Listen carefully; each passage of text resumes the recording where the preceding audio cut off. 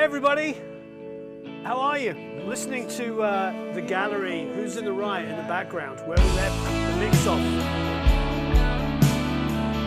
How is everyone?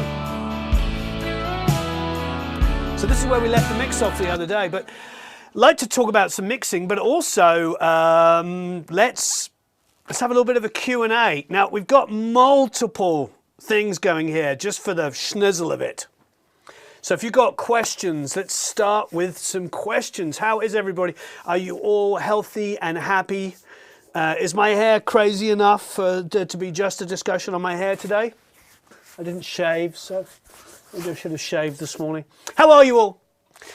Are you all doing marvelously well? Are you all well? Are you all happy? Are you all healthy? I hope everybody is doing marvelously well. I know this is a really very strange time in the world. We've never experienced anything like this, at least in our lifetimes. So yeah, it's also on Instagram and YouTube. And although it's only Academy members for YouTube, we're not going public on that.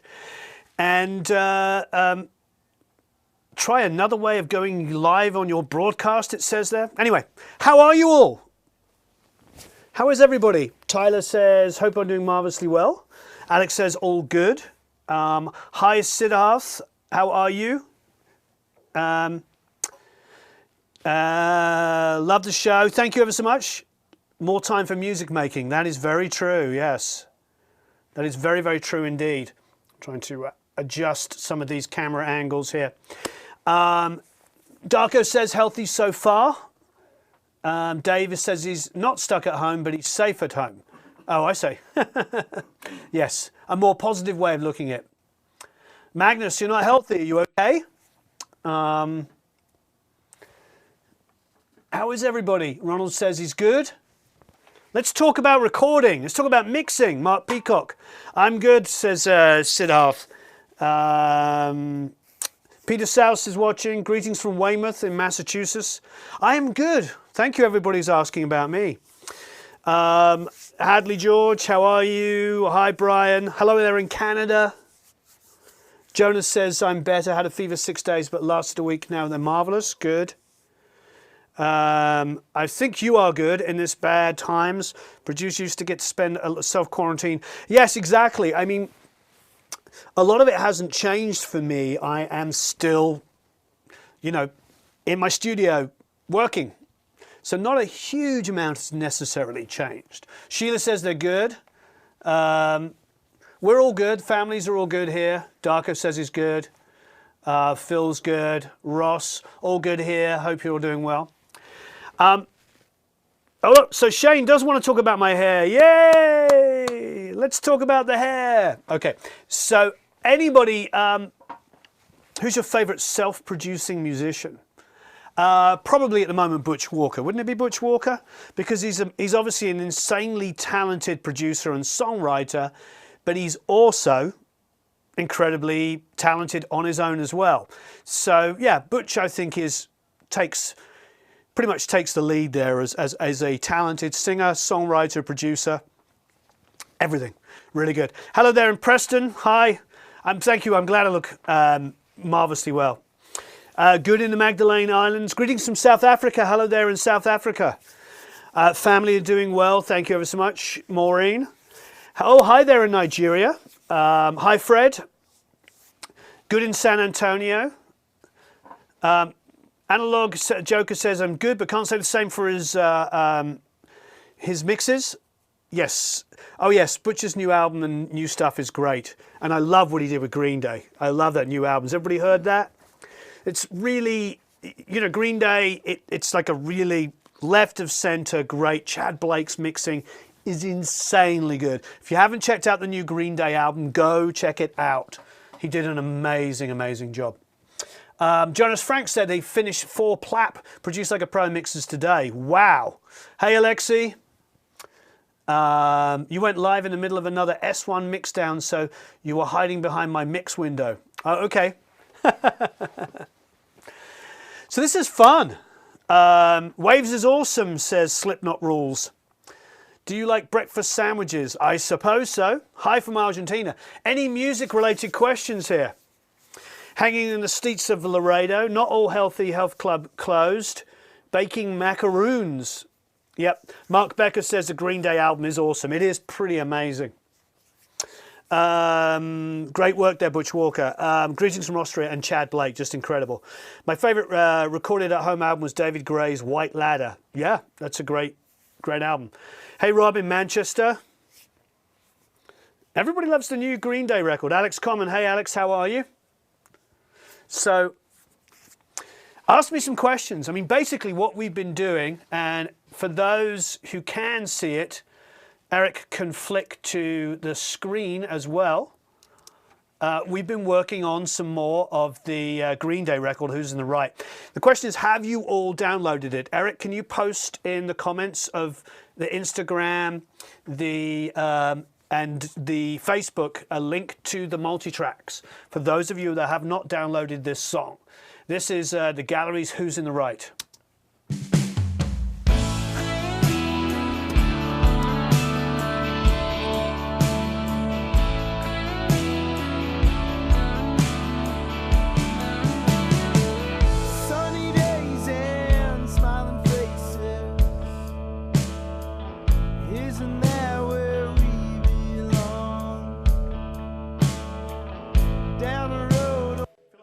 Guitar definitely needs to come up there in the intro. Let's answer some questions. Real drums versus program drums. I like a bit of both.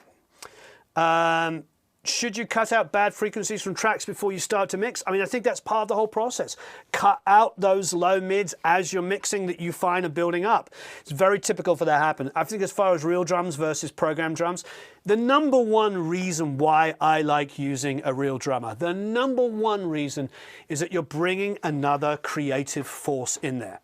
So, a lot of metal production these days, as I'm sure you're aware, is done with programmed drums. That stuff. So many of these metal albums I'm hearing at the moment have programmed drums. However, the drummer is programming them. So for me, it's less of a question. Yes, I love organic drums. I love putting mics on drums. I love it. We could talk about miking drums all day. But the number one reason why I like working with a real drummer is bringing in that level of creativity. So if you are doing metal and you are doing programmed drums, if it's being programmed by the drummer, you're going to get much better results than if it's just, you know, the bass player or the guitarist, somebody who's not their first instrument. So yes, for me, put mics up on a drum kit, record live drums all day and every day. Absolutely love that. But at the same time, be aware that if you are forced into doing programmed drums, make sure you have somebody programming those drums who really knows what they're doing. So I think that's a bigger discussion than where the sounds come from. It's more like, where does the parts come from? Where does the creativity, where does the production come from? How do I mix sub-frequencies in the 20 to 80 hertz? Well, I think it's a combination of, like, not many speakers go quite that low to 20. I do love the Cali sub. We're big fans. It goes down to 20 hertz. So if you do want to get a sub, you know, otherwise it's a combination of listening in many, many environments and, frankly, getting used to knowing your room really well. Kristen and Fernandez says a question: how can we add depth using reverb without making the mix sound messy? I tried achieving this, but it always sounds bad. I think for that, honestly, Clarison, I think make sure that you wipe off the super low lows and the super highs and focus that reverb, so it's not just, because one of the things that gets messy is when the low end starts to really get all like super, and keep putting those up frequently all the time, those multi-tracks on those two things. So don't forget to download the multi-tracks of the gallery here so we can talk about this mix. Yeah, if you've got a ton of low end going on down there, you know, it's going to be a problem if you're pushing that into your reverb. That's where it's going to get super messy. The same thing with the super highs. If you've got cymbals from your drum kit with tons of reverb on them, tons of S's from the vocals in there, it's going to sound like a big heaping pile of mess. So the Abbey Road trick, as it's called, but I think everybody's done it over the decades, but it's commonly known as that, is to get rid of the low lows and the high highs and focus the mid-range in your reverb. And that way you can have a kick going cock, cock, cock. It can be a knocking sound, but it won't have that big low bloom of just fuzzy mess. Tweed Recording says, how many mics do you like to use on drums? It really depends on the production, doesn't it? I mean, it's like if I'm doing a Led Zeppelin song with one electric guitar, bass and drums, then I can get away with 3 or 4 mics on the kit, and I can just record the sound of the drums in the room. That's much easier to do in that respect. However, if I'm doing massive synths and huge like walls of guitar, I'm going to want to close mic my drums as much as possible, because how else am I going to be able to just pull up the snare in the mix? Or just the rack tom, if it's just the overheads, for instance, you've 3 mics picking up the whole drum kit. So the answer is really, you know, if you're a producer or an engineer, the answer to that question is really, what is the end result? Are you trying to just get a natural 3-drum mic with 1 guitar, bass and drums, like 90%, or two guitars, bass and drums, 90% of Zeppelin? Then you can get away with that 3 mics, Glyn Johns in a room. But bear in mind, by the time Andy Johns was working with them, that Glyn Johns technique had gone. That was only the first 2 or 3 albums. By the time they were tracking all over the world, working in, you know, all these different countries, they were using multiple mics. That Glyn Johns thing really works well for the minimum amount of instruments around it. You know, it's really comes down to that. So, you know, 1 mic on a drum kit can sound amazing if you just want a compressed, really amazing, mid-rangey, can be absolutely incredible. Again, so to me, there is no rules. 1 mic to 20 mics and anywhere in between is the answer to that question. Recording a guitar solo, is it okay to record phrase by phrase rather than trying to record? Absolutely. So many, if you've written a beautiful melodic guitar solo and you're trying to put it down, yeah. I mean, that's Dave Gilmour, Comfortably Numb. Everybody talks about how that solo was punched in to be absolutely perfect. It's also considered to be one of the greatest melodic guitar solos of all time. So I don't care if it took him 1 take or 100 takes. It's irrelevant. The only thing that matters is when you turn on that song, you get an emotional, guttural, visceral reaction to that music. And if you get that reaction, that supersedes any kind of method of recording. Don't worry about that stuff. That's all about the purists fighting on forums about how you recorded. Nobody in the real world thinks that way. If I hear a song on the radio or on Spotify or around somebody's house, when we're allowed to go to other people's houses, that is, and they're playing a song and it's amazing, it's amazing. I don't go, it's amazing, but I can tell they used more than 3 mics. You know, it's just not how we think. I don't listen to it and go, yeah, it's amazing, but I'm sure, you know, he may have punched into that guitar solo to get that harmony right. That's just not how people think. One of the beauties, and if you really want to consider yourselves, if we want to consider ourselves as producers, the biggest skill, if you only remember one thing from this conversation, this is it for me. The biggest skill of a producer is being able to be an every person. That's your biggest skill. Does that sink in? The ability to be able to stand back and hear the song like everybody hears it. Being a guitar player is a wonderful thing as a producer. But if you only listen through guitar players' ears, like my good friend Graham Coxon said in an interview that I did with him recently, I said to him, did you go and sit in on the mixes? And he goes, no, because I got tired of going in there and only having 1 comment. And I was like, what was your 1 comment? And he goes, turn the guitar up. There's an honest answer. Producers don't think that way. We don't think, and we don't go, I don't like that because it used more than 3 mics, or I don't like that because he punched into a solo. No, they have to have that ability to stand back and listen as a normal person, as a regular fan, a fan of music. That's a better way of putting it. So that's our biggest skill as a producer, is to listen as a fan. I recommended to mic upright bass from Old School Jazz. I want you to recommend large diaphragm. I love miking stand-up basses with large diaphragm. Sheila says, do I prefer the Cali 6s or the Cali 8s? You know, I use the 6s in here and we have them set up. It's hard to see on all the cameras, but I have them set up between in the SSL where we sit here. And I really, really like them. We like them for like references, a sort of real world situation. But, you know, they're 6, and then we have the 10s, you know, with the Genelec 1032s and the Focals. And to be honest, the Focals have so much volume and low end, it's unbelievable. But the LP6s give me just enough low end and just enough mid-range to work. I think now that the LP6 has come down, LP8 has come down $100 for a pair, I probably now would have got those instead. I probably would have bought the LP8s instead now. But if I'm in a small, because my room's fairly big, but if you're in a smaller room, the LP6s are going to do it. It all comes down to the size of your room. But probably now with the price, I go for LP8s. Depending on the size of the room, bedroom size, yeah, that's what Keith Fells in the Academy is answering, you know, depends on the size of your room. I agree 100%. I have a question. Do you usually align the phase and the room mics with the spot mics on the drums? All I care about is the phase of the room mics being right themselves, meaning that I don't listen to like the left and the right and feel dizzy on the room mics. That's the most important thing for me. I do not bring it back in time with the I don't bring it back in time with the rest of the kit, because that's the idea of rooms. They're supposed to be bigger and wider and adding more dimension. So I wouldn't worry about doing that. Don't take your room mics and nudge them forward. You know, make sure make sure that they remain room mics, that they have that bigness about them. There's nothing worse. Andy Wallace said this a few years ago. I think he said this in the late 90s, early 2000s, that he said that Pro Tool sessions he was getting were starting to sound smaller. I want to find that article. I don't know if it was in Sound or Sound or Mix, one of those magazines.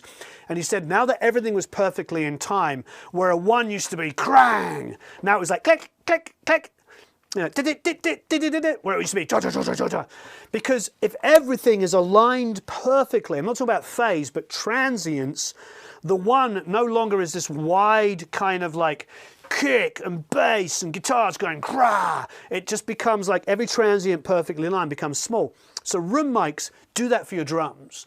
Dirty, parallel, compressed, energetic room mics will make your drums sound bigger. Thank you ever so much, Youssef.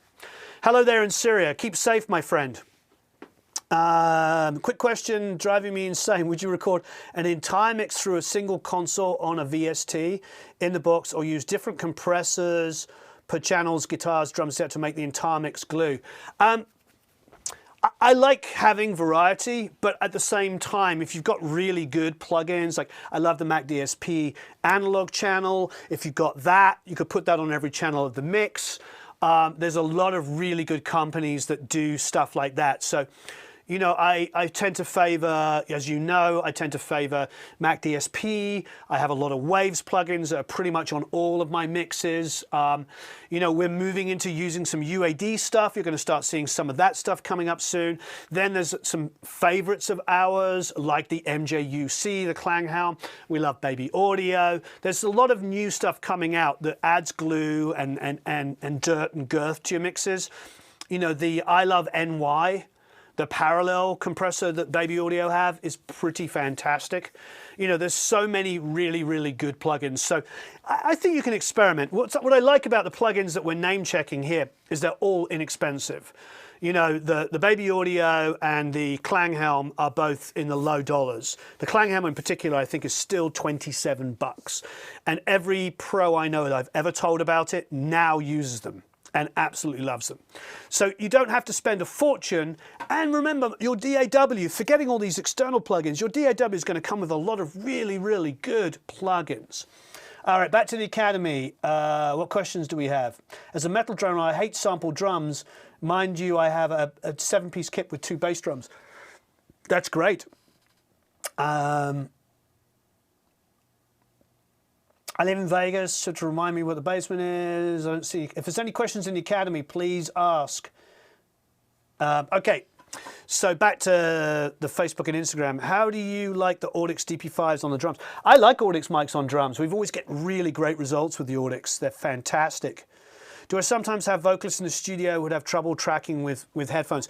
Yes, happens a lot. I have set up speakers before and we flipped the phase. Very famously, you know, the first Rage Against the Machine record was done with I think it was, what did Garth say? Garth said it was a 57 handheld or a 58 in the studio, and they just got the bleed out as much as they could, flipping the polarity on it. So we've all done these things, and it really depends on how inexperienced. Typically, after a while, they will get used to headphones. You can help educate your artist, but you know, it's really, there is no right way or wrong way.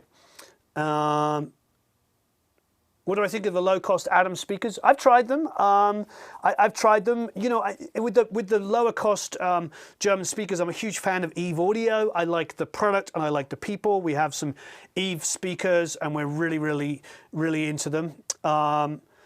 I'm doing well. Thank you ever so much, Dana. Never go full of Razorhead. Yeah. I'm not going to the hairdressers at the moment, so this is what it is. Talk about mixing with spectrum analyzer. I don't use spectrum analyzers except in videos to illustrate what I'm talking about. I did a video recently on the low end, which I highly recommend you go and check out. You know, so if you're having trouble, especially in the low lows and your speakers aren't representing it, a spectrum analyzer can be your friend. Let's be honest, it's a really great tool if you don't have a room to hear the low lows. So I highly recommend it. Hello there in Bosnia. How do you get more volume from the master? I can hear it sound a bit, I get the feeling it's not loud enough. Well, I mean, it depends. Are you using some compression and some limiting on there? You know, gentle compression with gentle limiting will bring that up. I found sidechaining the kick and bass in the song worked great. Do I use that? Yeah, it depends. Sometimes when you have a really massive kick drum and a massive bass sound, it's a good idea to sidechain them so you have a continuous low end and you don't have like an overabundance of low end. If you want that bass to have a lot of 60 on it, which is where the kick drum is really going to live, 50, 60 hertz, you can get it so that there is a bit of side chaining going on, so there isn't this massive build-up every time a kick drum plays on a bass note. So it really depends on the genre. It depends on where you choose to shelve your kick and your bass. If you're going to get in there on that low end and double up super low down there, then yes, definitely side chaining compression can work well. Have you got a chance to spend more time with your new UAD system at Harmony? Yes, we have. We're going to do some more stuff on it. What kind of equipment would we need to invest in to achieve broadcast for concerts from the band room? Oh, that's a big one. I think that for broadcast capabilities, I think you have to go to something that has Dante. Most people now, when I go to large arenas and stuff, it's a Dante system. Now, there are other companies doing it, but Dante seems to be the one that I'm seeing most. We were in Indiana a couple of months at a stadium, and it was a full Dante system. Most of the stadiums we've been talking to for a project we're doing are Dante. Now, it doesn't mean it's the only one, but that's what I would make sure you're capable. You talk about mixing using... oh, I did talk about that. Okay. Hello there in Greece. Hello, Dimitris. I love Greece, as you all know. Such a beautiful country and such amazing people. One area you need to touch on, have I recorded sax? Yeah, I've talked on that about a few times, but I'll talk about it again, Matt.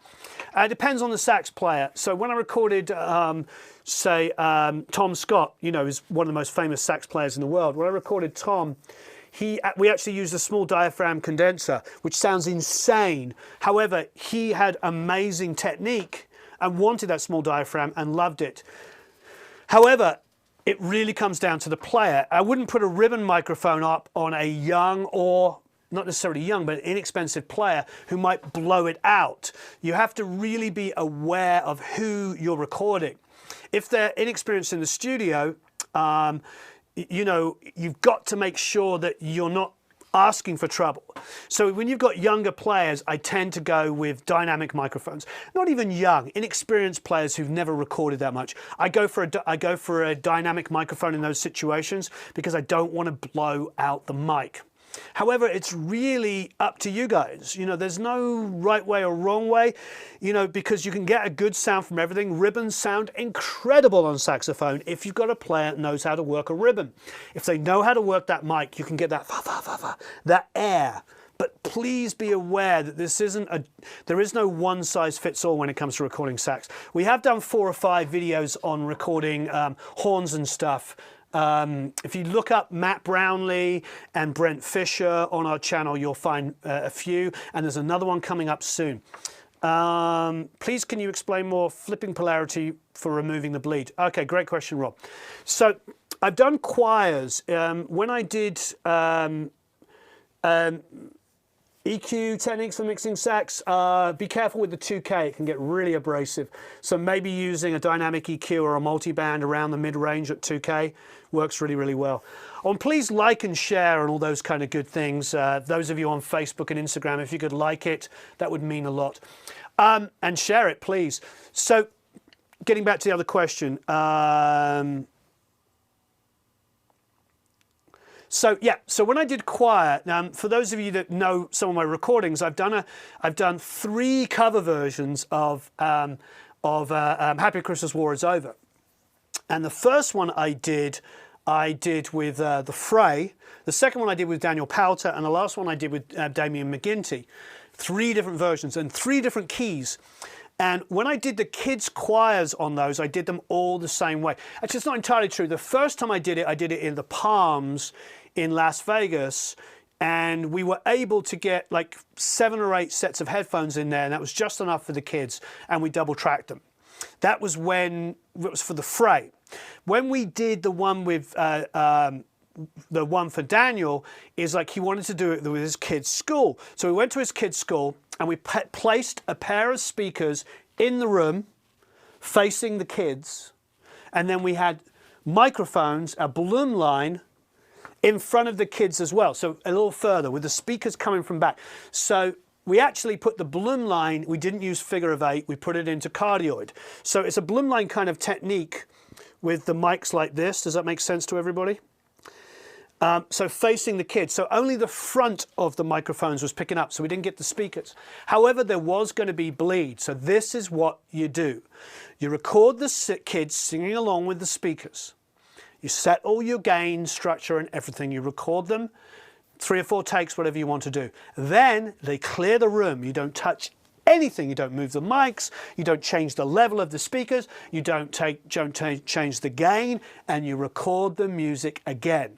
So now you're recording the music exactly the same way. So it's bleeding a little bit into the mics. Then you take that music, which is completely time aligned with the kids, because nothing's changed, no volumes have changed, no speaker placement has changed, no gain has changed, no mic movement, no mic placement has changed, and then you reverse the polarity. So every waveform that's now going up is now going down. You blend that back in at the same volume as the kids, and you get a massive cancellation of the music. It's magic, and it happens all the time. They would do that with orchestra back in the day. I believe that with playback, they would do playback, record it, orchestra would leave, and then they record the playback and reverse the polarity. It's not 100% foolproof, but geez, it's pretty darn foolproof. I've done it with choirs, I've done it with orchestra, I've done it with all kinds of instruments. It works really well. I did it with a chant at a yoga studio for Brendan McMorrow's record. I've done it a lot.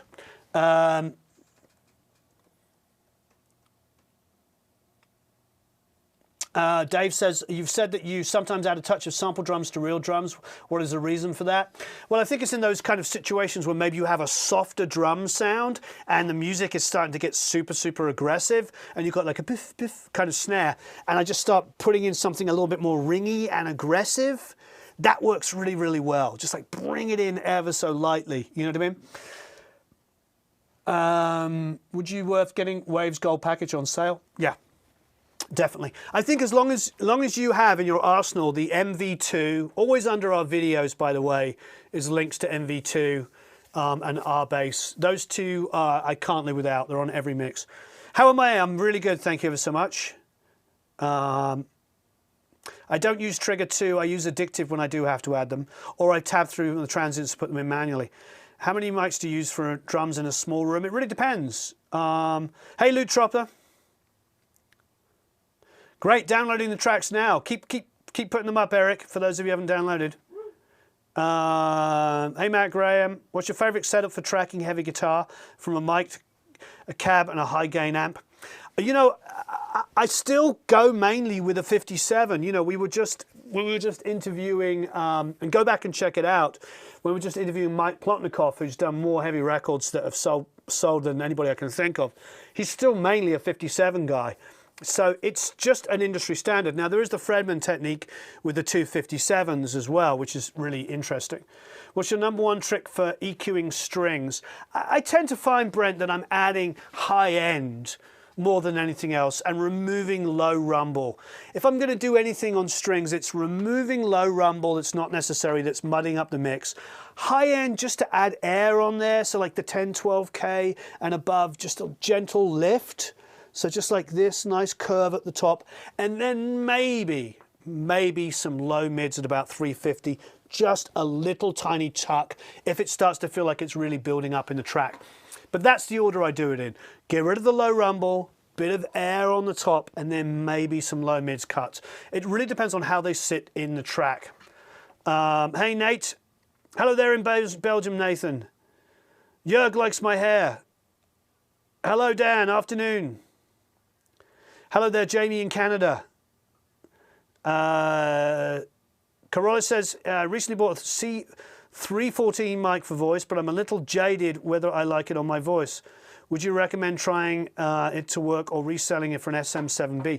I mean, they're very different mics. I mean, one is a inexpensive condenser, and one is a sort of, I suppose, industry standard dynamic, an SM7B. It's interesting because we don't use SM7Bs that often, but we do have a bunch of them. They always deliver. One of the reasons why we like Shure products and why many people like them is they're bulletproof. They're designed to last forever and a day. Really well built, and do deliver great results. You know, it's one of the most popular vocal mics in the world, to be honest, the SM7B. We did a test at Blackbird Studios a couple of years ago. I think some of our Academy, quite a few of our Academy work members were there, and we had 12 microphones up, and those 12 microphones, one of them was an SM7B, and one was a 251, and one was a 47. And in a blind playback test, I think on average, the SM7B came fourth, and the other 10 or 11 mics, most of them were like 4 times the price. There was only a couple of cheap. Hey, Bojo, so it's a great mic. C314, I mean, to be honest, an SM7B is worth having in your arsenal. There's going to be a singer that comes in that you work with that's going to sound good on it. So that's kind of my answer. When it comes to a mid-price condenser, there's so many to choose from now. You know, as you know, we're big fans of Lewitt. We love Audio-Technica. At the low-end range, we've seen some amazing results from NXL. We like Roswell. There's so many great companies making products in that price range. So a $300 or $400 condenser is a $300 or $400 condenser, where a $300 or $400 SM7B is an industry standard and will be a great thing to have in your arsenal. So if you are thinking about buying a choice between those two, personally I'd probably buy the SM7B as an industry standard, rock mic, and then maybe wait until you're closer to the $1,000 to get something life-changing. That's just a personal opinion and you can ignore me. Hello there in Jersey. Oh, the original, the Channel Islands. Beautiful. Thank you ever so much, Ross. Mid-range and string click to the bass and kick play off each other. I always try to use mid-range and string click to help the bass and kick play off each other. Yeah, if that works for you, that's fantastic. Thank you ever so much, Lamont. Which frequencies tend to hit 0 first? Low end. That's a quick question. If you've got super, super lows at like 40 hertz, you might not be hearing them that much in your smaller speakers if you've got like 6s or 8s, definitely 6s. So you might find that, you know, on a kick drum, it doesn't seem as loud, but it's hitting 0 really easily. Start thinking about how excessive your low lows. If you've got 20 and 40 hertz too loud in it, you will see 0 coming up. Low end takes up a lot of energy in your mix. So that could be telling you something. If your kick doesn't sound loud on your speakers, but when soloed, it's always hitting 0, it's because you've got excessive amounts of 20 to 40 hertz. When recording two guitar amps, do you prefer to use the live speaker cabinets and microphones with different amps? Trying to hit. Such as Mesa and Marshall Head with 2 Mesa 412s matched mics. Yeah, I do. I like... One of the tips I learned from working with guys like Tim Pierce, who's a very well recorded session guitar player, is quite often it's a better technique to use the same guitar but use different amps and different miking techniques. Meaning, if I've got like a pair of, let's grab a guitar, you know, I've got a chorus and I've got a pair of, you know, rake guitars, and I want, but I want them to sound super stereo. What I might do is go through a Marshall on one side and, like you're saying, a Mesa Boogie on the other, but use the same guitar. Why am I doing that? Because the intonation will be amazing. The separation will be great because they're two completely different amps, but I'm fine with using the same miking technique. But what I love about that idea is my intonation on my guitar will not change, so I won't get some pitchiness issues. So it's quite a nice idea to keep the guitar on the rhythm parts the same, but change the amp. Miking, I'm absolutely fine keeping a 57 in both of those situations. I think that's very, very common and can work really well. Sorry, just bringing the guitar close to me here in case I need it again. What other great questions? As a singer, should you interfere in music production or process, or let the producer do it? Oh no, Kareem, you should definitely have an opinion. They don't want singers to interfere in their work. A producer works for you. If I'm producing your track, I'm working for you. Your opinion matters. Let's slow down that and let that thing. As a producer, I'm working for you. If you're a band member, whether you're a singer, a bass player, guitar player, a keyboard player, the violinist, the drummer, background singer, if you're in the band and you've written and played on these songs, your opinion matters. If you've got a producer who doesn't listen to your opinion, get another producer, because every producer I've ever worked with, either as an engineer or as a musician, all of the best ones make everybody feel like their opinion matters. You don't have to do every crazy idea, but at least they listen. You know, when we were talking to Howard Benson, he was talking about, you know, times when you have to draw a line in the sand and say, no, that's not going to work. But I guarantee Howard Benson will still listen to your opinion. If you're the singer and you said, Howard, I really would like to try a different melody on the second verse, he's going to say, I guarantee it, because he's a world-class producer. If he was here now, he would agree. He would guarantee, yeah, you know, let me hear that new melody. And if you sang the new melody and it was better, he'd be like, wow, let's use that melody, because that's a real producer. If the producer is telling you that he doesn't want to hear your ideas, then that is not somebody who's working for you. It's really important. You need to find people that understand your vision and what you're doing. You need to work with people that are supportive of your idea. If you don't have people that are supportive of your idea and you're paying them, then pay somebody else. It's really, really important. You know, people buy records by, we were just about Green Day earlier. They buy the record because it says Green Day on it. And then really amazing producers like Butch Walker or great mixers like Chad Blake make the record sound amazing. But if Butch and Chad were in this room, I'll speak for them. Butch, if you're watching this, I know you'll agree. Butch is going to be like listening to every single member of that band's opinion. And I bet you he created an atmosphere where they felt safe to say what they liked. That is a real piece of production. If you take it away, so don't work with producers that don't listen to you, because they're not really producing, they're just dictating. And I'm telling you, don't think that these great successful producers are dictating. They're not. They're listening, and their job is to focus you and siphon all the information. Take all of the ideas and go, no, that's not going to work, or why don't we try it to see if it works, or yes, it's amazing. It's going to fall into those areas. But the guy or the girl that's producing you tells you your idea is irrelevant without hearing it, or doesn't even let you have an opinion, is not a producer.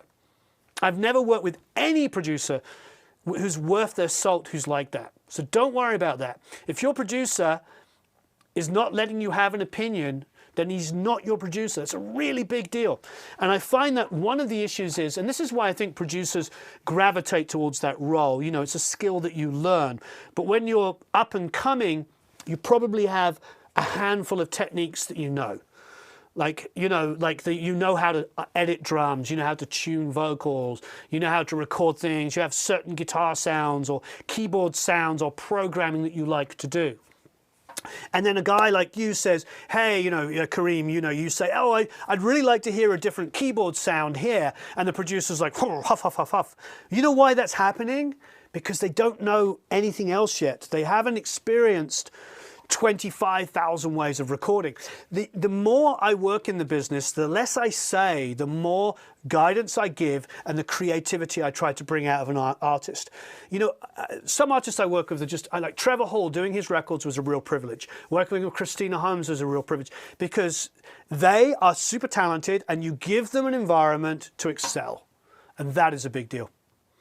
Do you have a taste for any metal bands? Yeah, I mean, I love so much metal. Please save the live. Yeah, we'll save it. Can you talk about mastering in the box? What do you need? Just really high quality plugins.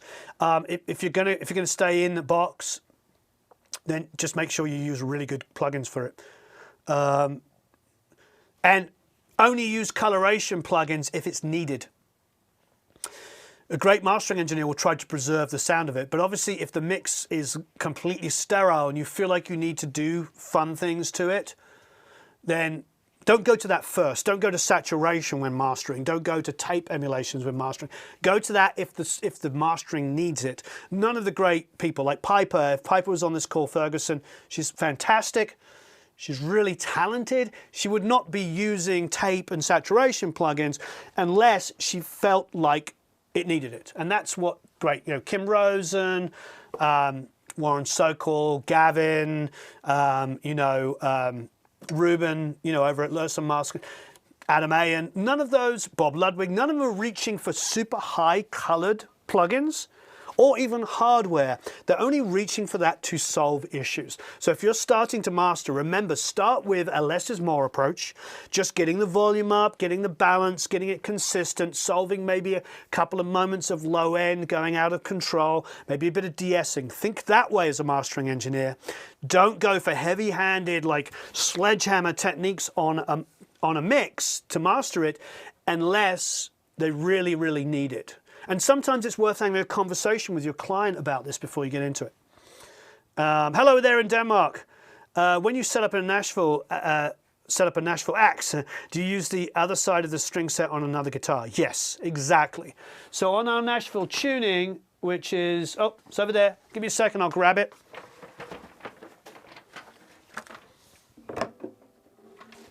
It's probably totally out of tune. But this is our Nashville tuning acoustic here. Great question. It's pretty in tune, it's a little bit out. Okay, so that's a high E, and that's actually you can go 9 or a 10. So if it was like a 10, 13, 17, it would be 10, 13, 17, 10, 13, 17. Make sense? 10, 13, 17, 10, 13, 17.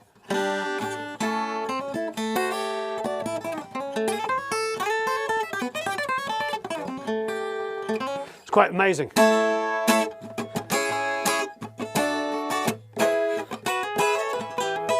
I love Nashville tuning.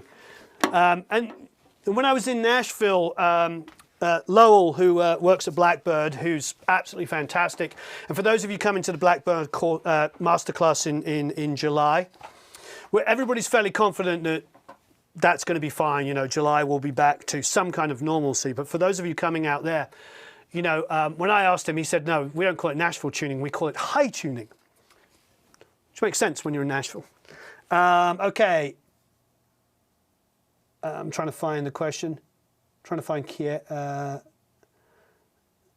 Would you apply the same idea of changing amps if you're using a model like Kemper? Yes, definitely, Tim. Definitely. Trying to find some of the...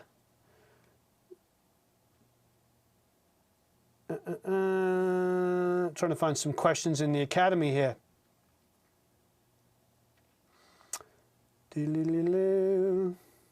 What miking techniques, here we go, here's one from Mary and Sam.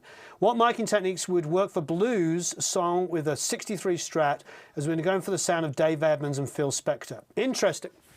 I don't think a 57 would have been in Phil Spector's time because they came in the late 60s. You know, Eddie Kramer told us that the 69 was like basically a 57, the precursor for it, was what was used at Woodstock to record everything. So if you're talking about Phil Spector, classic early 60s, you're probably talking about large diaphragm condensers mixed in with ribbons. So I would experiment using a large diaphragm condenser and a ribbon mic to get the sound that you're looking for that. With Dave Edmunds, they may have been going into a 57 by then. That's a little bit of two different things. Dave Edmunds, if you talk about rock pile period, you know, with all that kind of...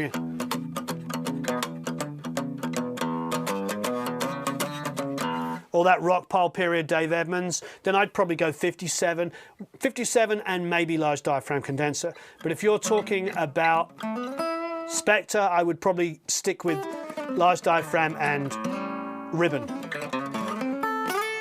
That would be my honest answer to that one. But, you know, whatever sounds good, but that's the sort of a general side. Any other Academy questions? Sennheiser 441 and a ring at the bottom, roll off.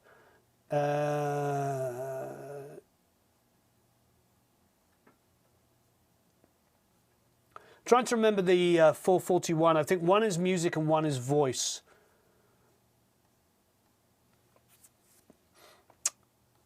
On the settings. I'd have to quickly Google it to... It's a quick Google answer to that one, I'm sorry. Off the top of my head, I cannot remember which one's which. Just creating good is enough for me. Brothers and sisters, mothers and fathers. Okay.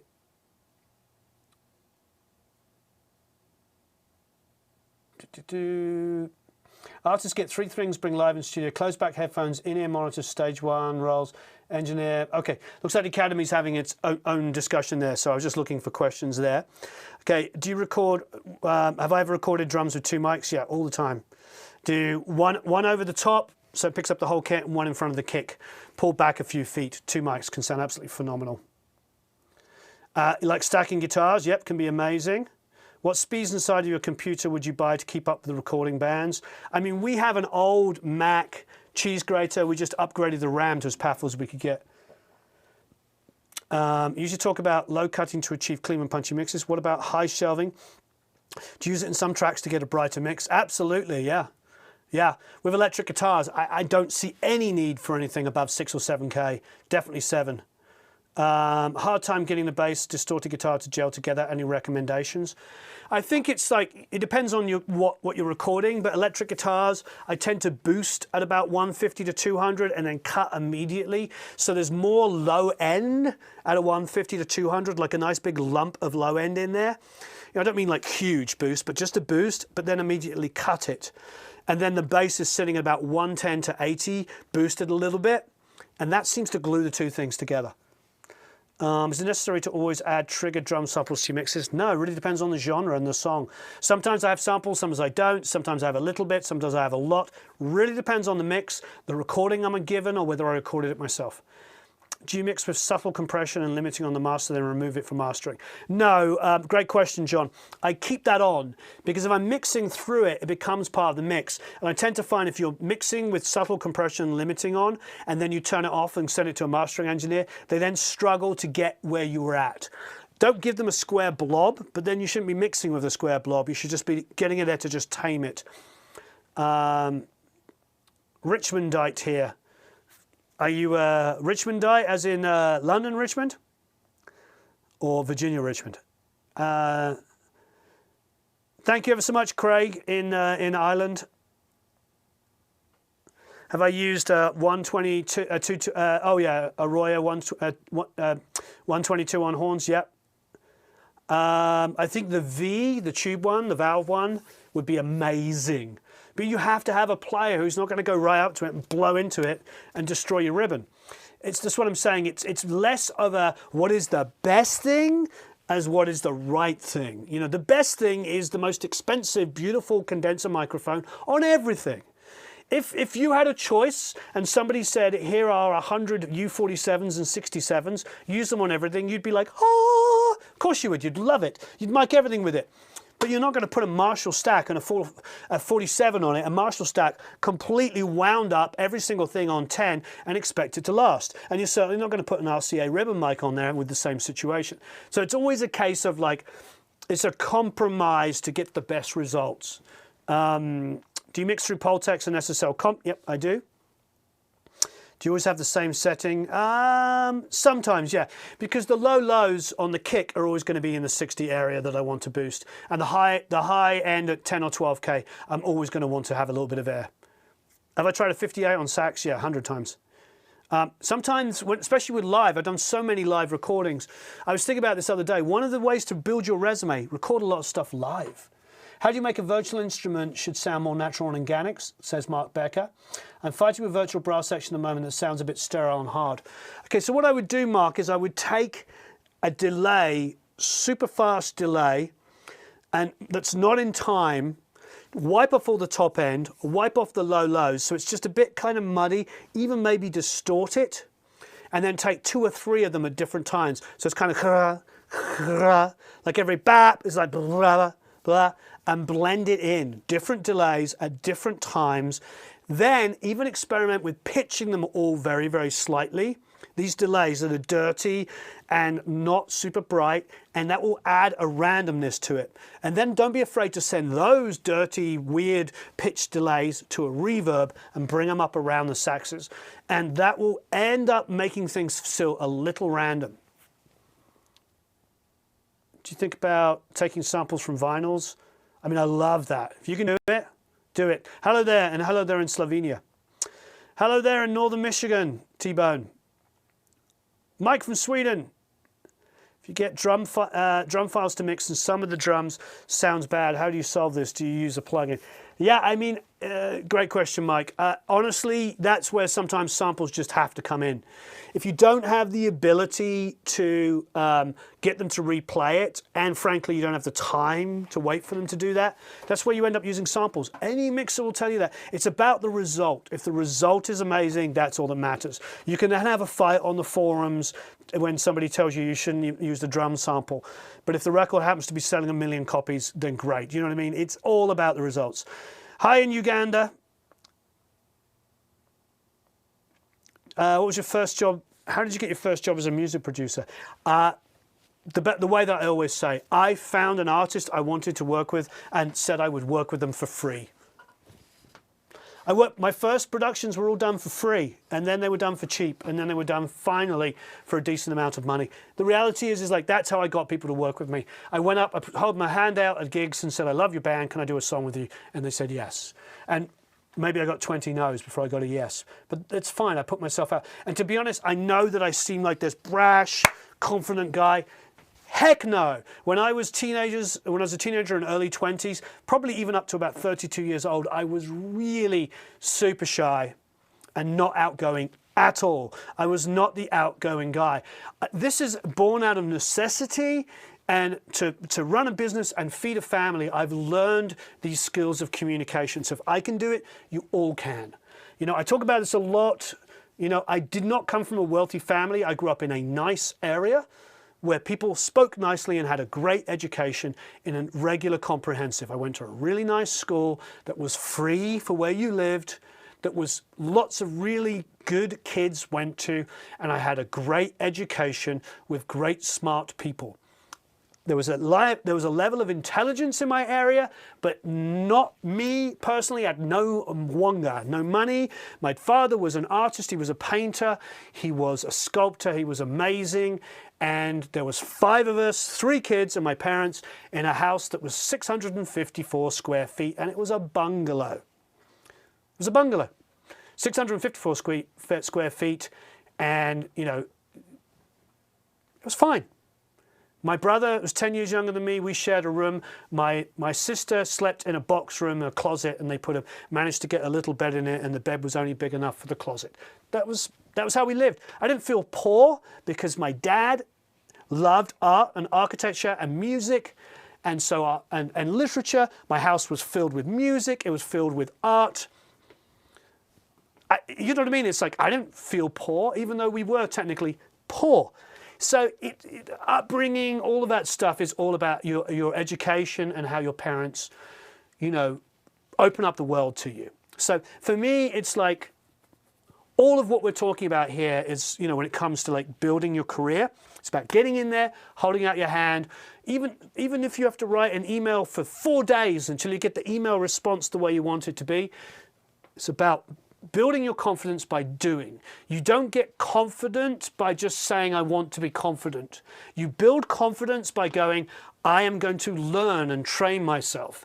So the more you put yourself out there, the more you hold out your hand, either literally or metaphorically speaking, the more emails you send, you know, in support of people, the more your confidence will build. As Sheila says, it's having interpersonal skills are very important, but you grow those. What Nashville number system is used in studios? Oh, Nashville number system is just all about the 1, 6, 4, 5. It's all just about like where, if you write down a song, you know, as the numbers, you can then change the key.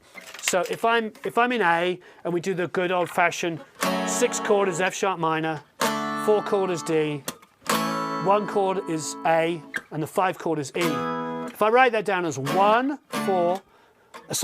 6, 4, 1, 5, 6, 4, 1, 5. And then I tell you that the key is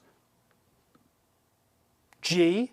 You're going to go 6, 4, 1, 5. That's the number system. Simple as that.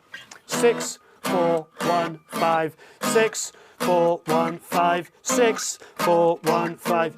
You get it. So you don't have to write down the key. That's why people go with the number system. Okay, it makes perfect sense. It's really quite straightforward. How do you master a song without destroying the clarity and increasing the muddiness? You really have to listen and make sure that because if there's a build-up of low mids that are starting to get worse, if you start compressing it too aggressively, the low mids will trigger the compression more than anything else. If the low end is too big, that will trigger the compression before anything else, meaning your mix might start pumping, but your low end and your low mids is causing that issue. So that's where, if you want to keep that clarity, you might have to pull down some of the low end on the when you're mastering, pull down some of the low mids so that the compressor is hitting all of the frequencies fairly evenly, giving you a good non-pumping result. I've heard so many mixes where the low end is so massive because they're mixed on small speakers and they can't hear the low end, that the whole mix kind of goes woo, woo. Every time the kick drum hits, the mix goes whoa, whoa, whoa, and all of the high mids are ducking. And you're like, well, why is that happening? It's because the low end is causing the compressor to duck the whole mix. Okay. Tell us something about mastering a full album. I think that's a similar sort of question here. We are going to be doing a full mastering course with Warren Sokol. We're also be doing a full mastering course with Gavin and Ruben, which is going to be amazing as well. There's lots of that stuff coming out, so stick around for that. If you don't have any acoustic treatment, it's probably better to use the money to buy and build some acoustic panels. I think acoustic treatment is a really good thing to have. Is my room acoustically treated? Yes. Can you see there? Okay, follow my finger. Okay, you see that so the corners of the rooms are shaped like this, not like this. They're like this, because in there are bass traps. So there's bass traps in all of the corners of the rooms. Also, all of the treatment is inside of the walls, so it's not visible. In the live room, it's a little easier to see because you can see bass traps like hung. So there's hung ones here. But to keep the control room looking clean, it's very easy to see on the YouTube one here. For those in the academy, they can see the treatment on there. And we've had the room professionally rung out, and it's pretty darn good sounding. Now, I'm going to be building a new room, and when we build that new room, I really want John Brandt to help us on the design on that. Talk about mastering in a box. We've done that quite a lot. Dots of mastering. Can I explain transients? Yeah, I mean, that's where look-ahead compression can come in really handy. If you want to, if you're not using a look-ahead, then you have to use some kind of look-ahead limiting, because otherwise you'll get a lot of fishtailing. I was talking about this with Brad Wood. That sort of fishtailing, you don't really want that, you know what I mean? Now, we've got 1 minute 21 left on Instagram. And so apparently they restrict us to 1 hour. Wow, you're only allowed to go live on Instagram for 1 hour. That's probably okay, so I could probably get some lunch. This is really, really... Since my studio is in a basement, was stuff with so much insulation that with no corners, got lucky there. That's great. tell you how you'd approach an album from songs trailing from one into another, and how would you divide and tie the songs together in the sessions. It really depends. It's a great question, Tyler. If you can do pre-production with a band, you can work on that stuff in the room. If you go back and watch that Brad Wood interview recently, he talked about how they worked out all the transitions for that Me Without You album, which is called Brother Sister, all done in the rehearsal room. We're about to lose Instagram. Let's do one more Instagram. Can I do it? Where are we? Instagram's going to go away because it only gives you 1 hour. Recording vocals, is the vocalist changing from head voice to chest voice? Well, quite often. How would you control the dynamics without sounding overly compressed? Run parallel compression. 2 steps of compression, printing to 2 separate tracks. So one is not very compressed until they hit a really loud note, and one is printing less. That's what I always do. That way you can blend them together. Bye, Instagram. They're losing us. Maybe we can come back. I don't know. That's crazy. Who knew that about Instagram?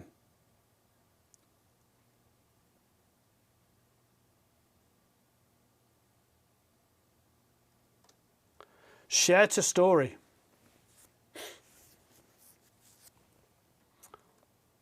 Wow.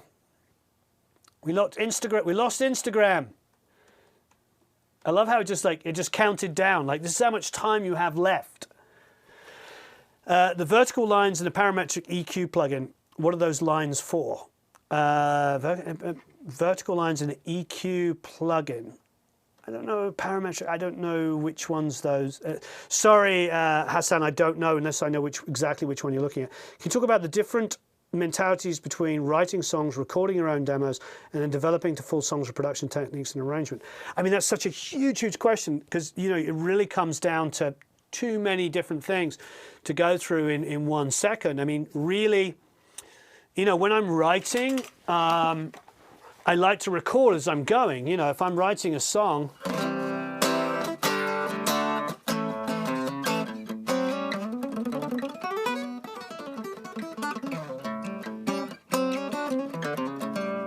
you know, I might be putting down an idea and I'll try to record it. I'm not very good at like sitting there and trying to remember something.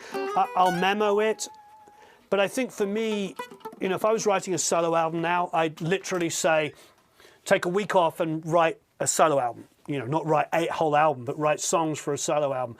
I think that's literally what I would be doing. I don't really see any other solution. You know what I mean? Hi, everybody. Okay, just looking at Instagram. Has it not got up on the story yet? Yeah. So it'll be up in a minute for those on the Instagram. And obviously, I think obviously in Facebook we'll leave this up forever. So please leave a bunch of comments and questions below on Facebook. I'll try to get as many as I can. Thank you everyone that's checked in on Facebook. It's been absolutely amazing. Talk to you all again very, very soon. I love doing these. So please feel free, if you didn't get your question answered, to come back again. What is the standard EQ tricks to go through on a piano? Really depends on how dense the mix is. If the mix is super dense, I'm wiping off more low end and low mids than I would if it's soloed on its own. Great. Hello there, Stanislaw in Poland. Hi in Bergen in Norway. Greetings from Greece. Love Greece. I love the Roswell Colaris vocal mic. Yes, I do. Thank you. I love being enthusiastic. I love this. We're blessed. Thank you, everybody, for being here.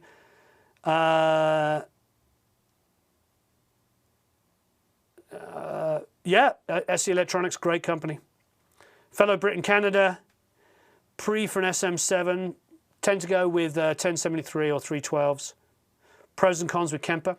Kemper's always given me great results.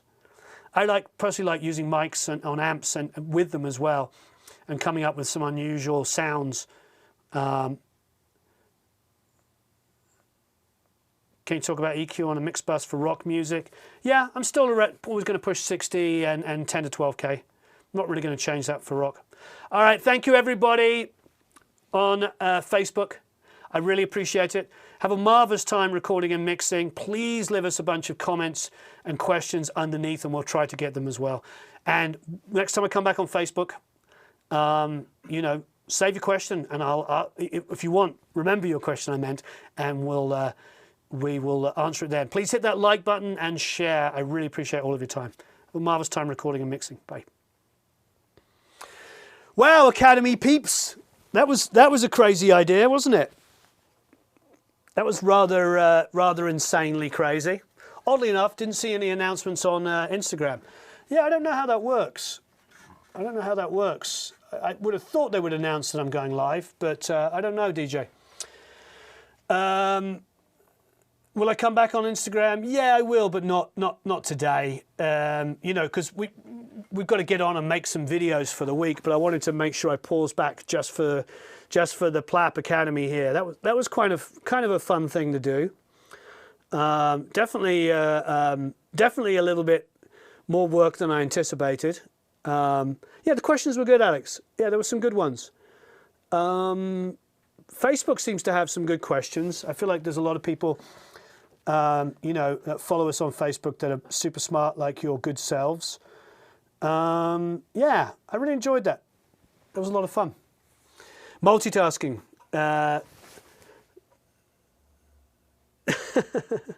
Are you doing a second mastering course with Warren Sokol? Yes, we are. We're also, the Beatles one's coming out soon. I think we've got the first rough edits of it. So that's going to be a lot of fun. So I'm going to try and keep the price down with everything that's going on. We've got a forward and some details from Jerry about it. So there's going to be some big detailed stuff talking about it. Micah Grand piano, Jerry, just try to get a pair of matched condensers. You can also use a single condenser if you want over the whole view of the piano, but a pair of matched condensers will work the best. Wonderful. Well, you all rock. Thank you ever so much for tuning in. That was a lot of fun. I think let's have a quick listen to the mix. Where do we leave off?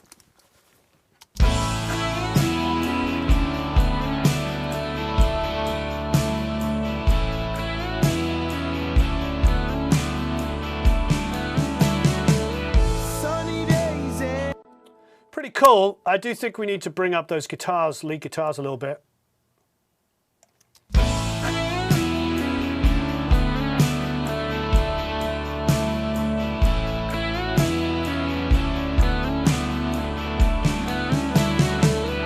Sunny days and smiling faces. Isn't that where we belong?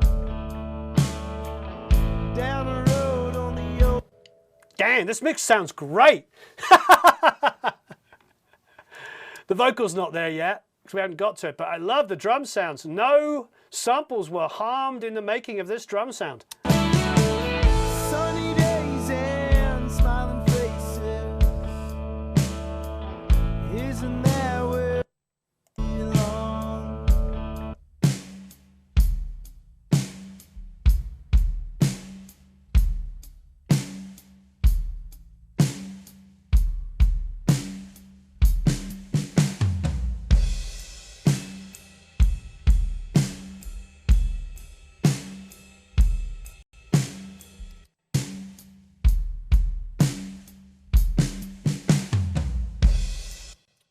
A bit more of that floor.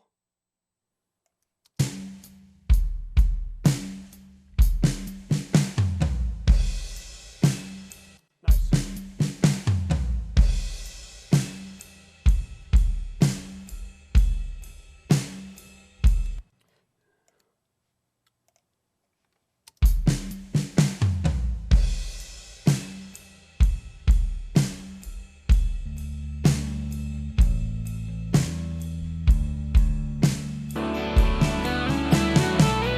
Heavy hearts, they won't escape us. We cross the line when it gets blurred. Why can't we, if God forgave us? Fight's a fight, we both feel burned. We'll drop bombs all day and night. The shores and the road. Drop bombs at night. Night. Night. Day and night. Day and night. We'll drop bombs. bombs all day and night to show who's in the wrong. We'll drop bombs all day and night to show who's in the wrong and who's in the.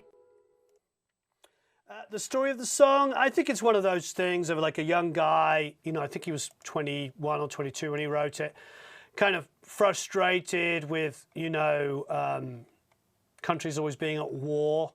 So I think his whole thing is like, you know, we'll drop bombs all day and night, saying who's in the wrong, who's in the right. I don't think he's making any massive political statement, but I know it's that frustration as you come to terms when you're younger, just like, you know, why always fighting different wars? You know, so I tend to stay out of politics, but that's what the song was about. We'll drop bombs all day and night. So I'm going to go for the Arvox first. We'll drop bombs all day and night to show who's in the wrong and who's in the right. Who's in the wrong and who's in the right. We'll drop bombs all day and night to show who's in the wrong and who's in the right. Who's in the wrong and who's in the right.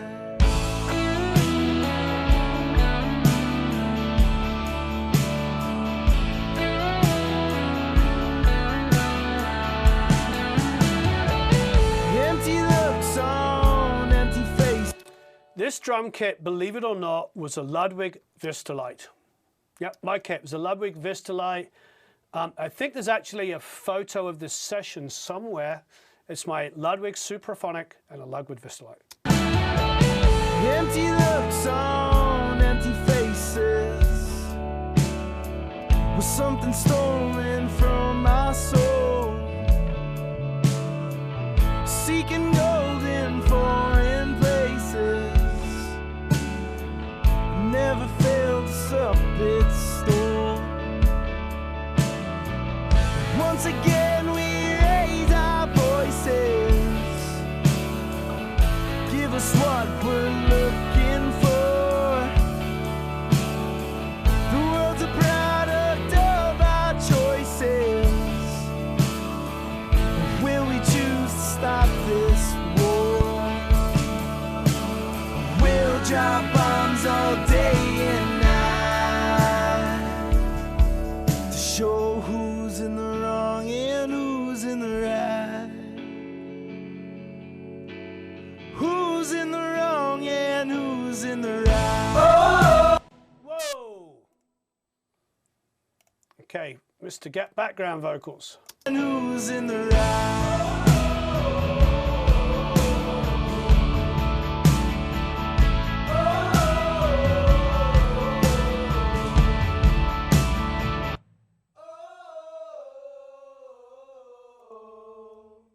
Those are real room mics.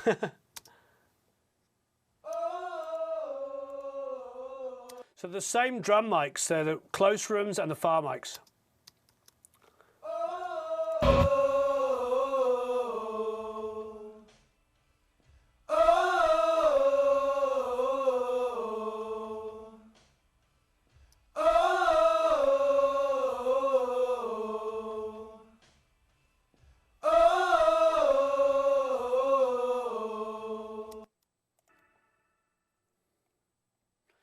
Definitely need some gentle compression. The kit sound mics, I think we went through that on the original video. Can you post the original drum video? Mixing drum video? I don't know if you saw it, Dave, but I did talk pretty specifically about all of the different mics I used.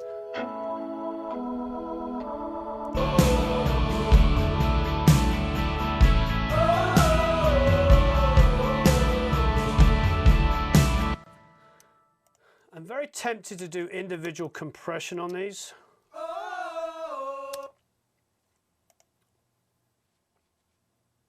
So I might get something with low maintenance amount of CPU usage.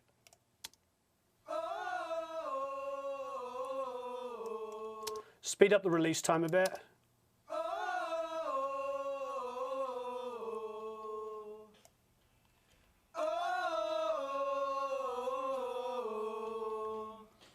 Cool. So I might do that on the individual live mics first of all. Not the rooms necessarily as much straight away. See how that sounds.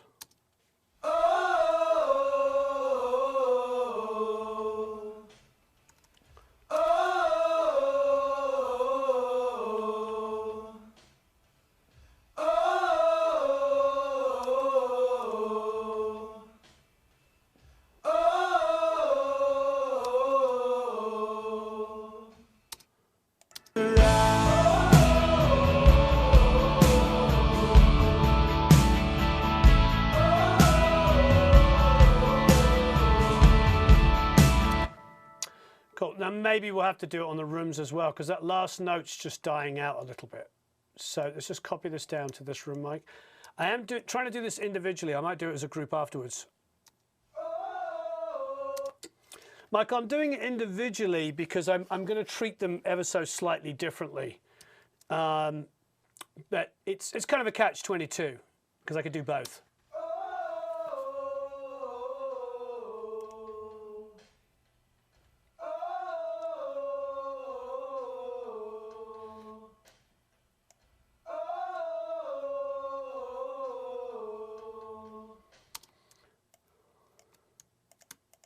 So I'm using a very low CPU usage plugin.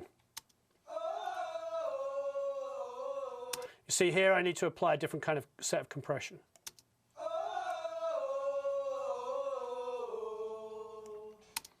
So that can come down and be used. See what I'm saying? I've got 3 different settings going on. So that, to answer your question, is why I'm doing it like this. So I'll go the far rooms here and the close rooms here, close rooms and far rooms. Okay, let's listen to that together.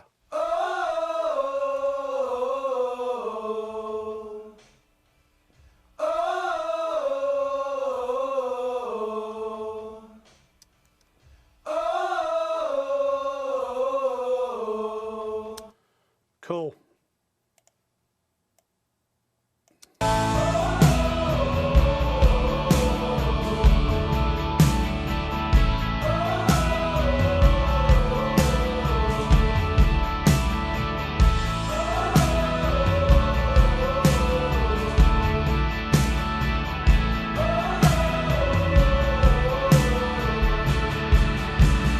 We'll drop bombs all day and night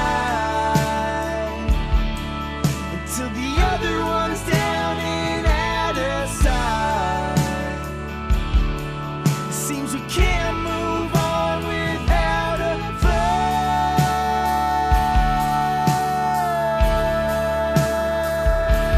Singing now, who's in the wrong? Yeah, who's in the right? Who's in the wrong? Yeah, who's in the right? Who's in the wrong? Yeah, who's in the right? Who's in the wrong? Yeah, who's in the right?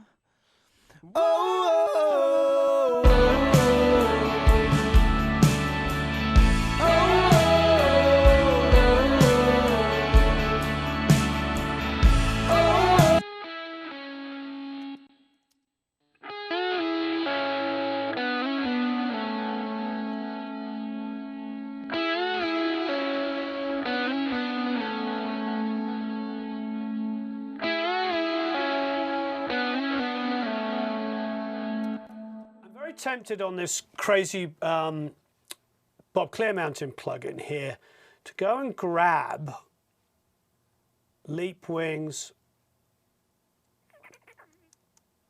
this one. Ooh, Wheel of Death. Uh-oh. No. Wheel of Death. And see if we can pull out the center.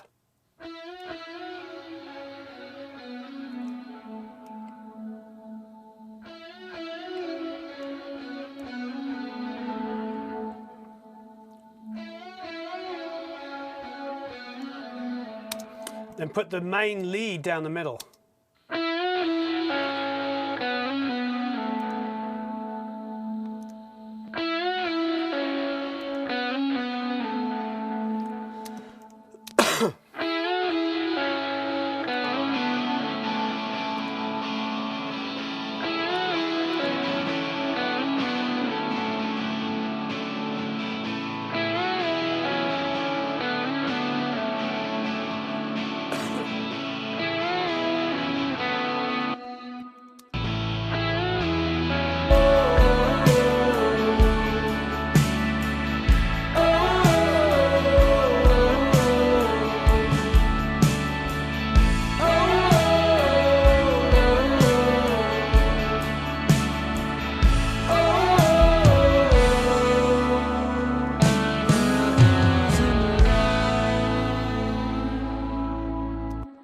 In the right.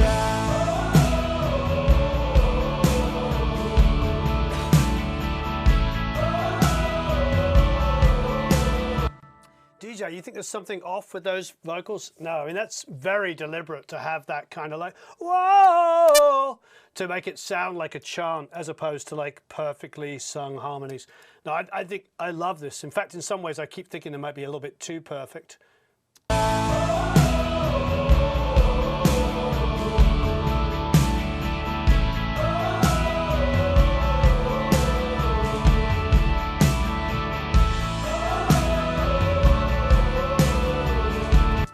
I remember we were doing that the Aerosmith record with Jack, and we had all these like people that came down to do the gang vocals with us, and they're all like these famous people like Johnny Depp, and everything came down, and they were all out, and I was in the control room, and it was all like timid and like perfect and all this kind of stuff, and it's like it's supposed to be a gang vocal and exciting, and so yeah, they came back in and listened, and it was all like really sweet and nice, and it just didn't add the energy, and I think that's, you know, for gang vocals, there's backgrounds and there's gang vocals. So to me, it's like, if anything, it could be a little wronger.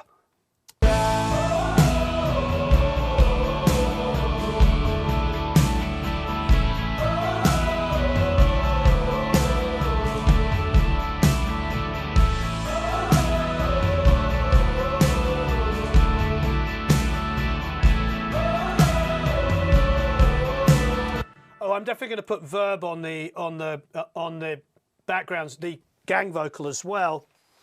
I might even put a tiny amount of pitch change and a tiny amount of like dirty delays on it with it as well, just to make it even more wrong. So they just like got that whole kind of like wrong thing going on. In the right.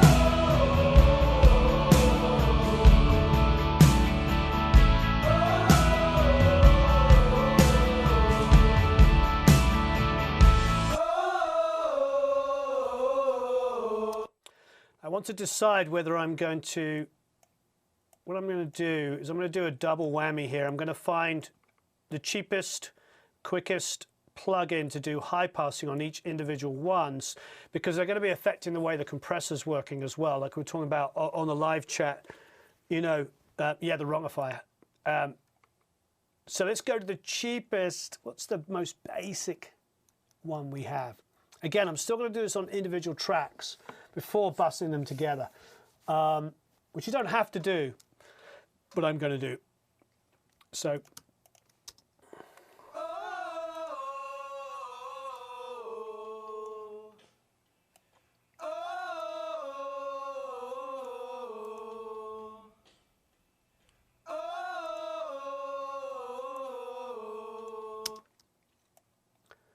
Okay. So, like I said, I'm gonna use these individually, and then I'm gonna bus. And that might sound strange, but it also is going to affect. Remember, we set those compressions. We set that compression differently on every one. So You know, bear in mind that this is going to affect how the compressors work. Let's have a listen.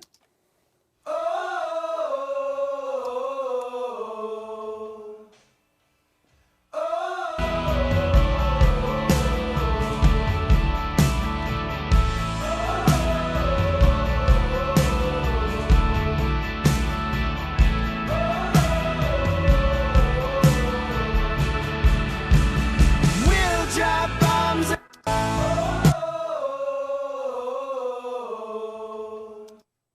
Great. Okay, so now let's take that, and now we can bus it.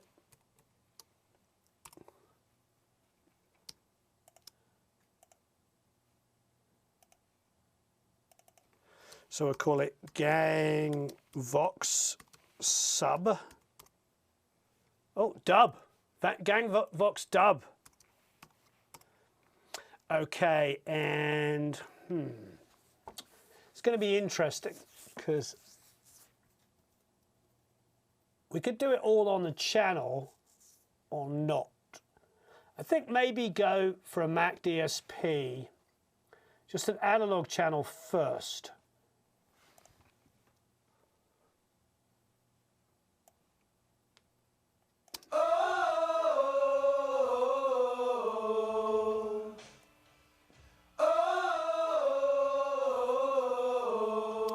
The Swiss is higher quality. Let's go for the American Ampex.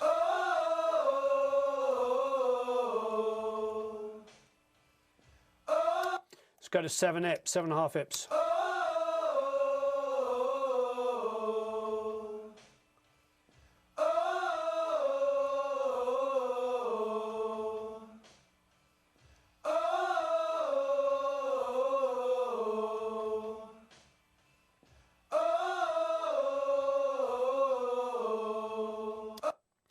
Okay, so let's take that. I'm just going to play with the bias. Let's see whether it's giving me any options.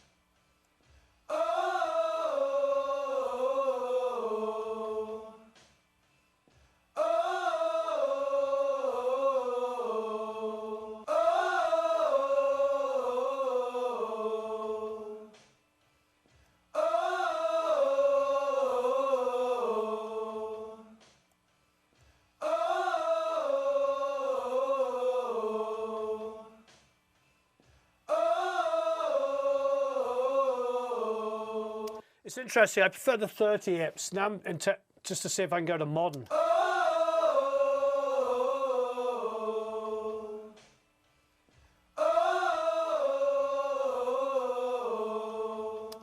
It's just smoothing out the high end.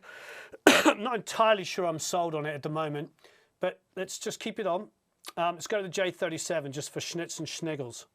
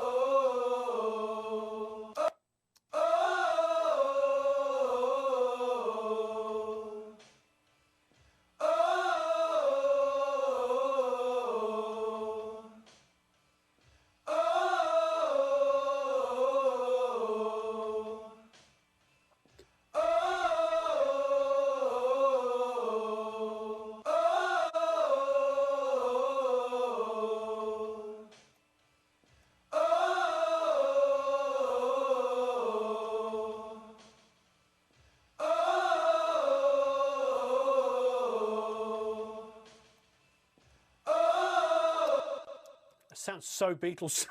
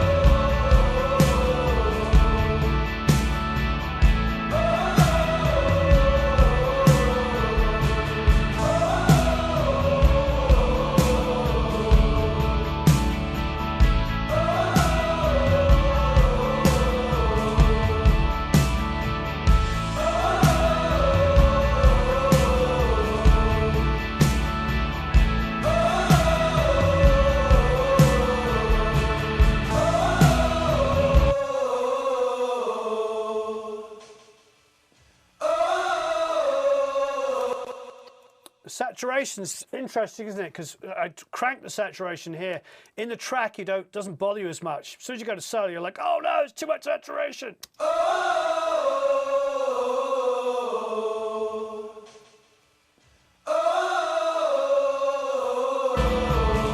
Just goes to prove.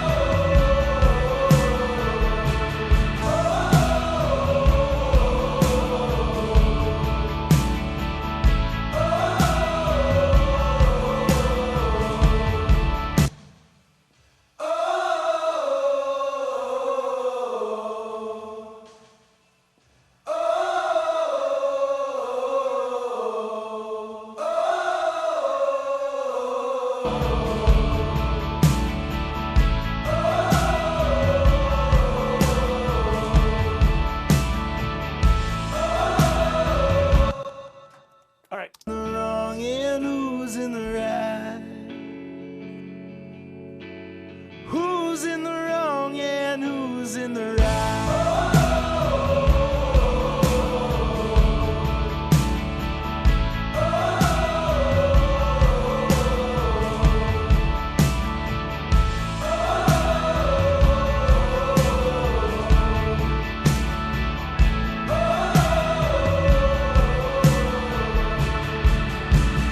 We'll drop bombs all day and night until the other ones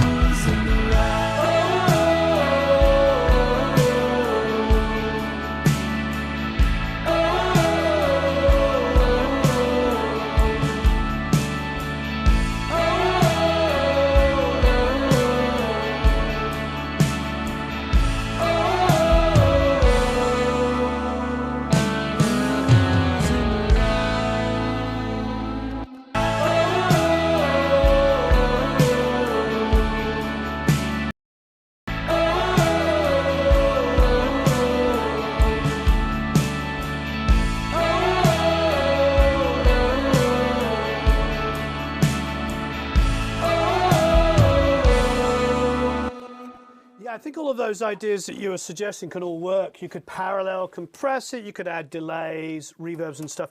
I'm going to take a little bit of a break from it. Wow, this has been so much fun. I love doing this stuff. But it's crazy doing all of this streaming and everything at the same time. We'll come back soon for another one. How's everybody doing on their mixes? Are you getting to a place? Because it'd be lovely next week to start listening to the mixes on this song and see how everybody is doing on it. You could parallel compress it as well. You could parallel compress it and distort it and put it underneath. I'm a little not entirely sure what I love at the moment as far as like how big I want this to be, but it's pretty fantastic. So anyway,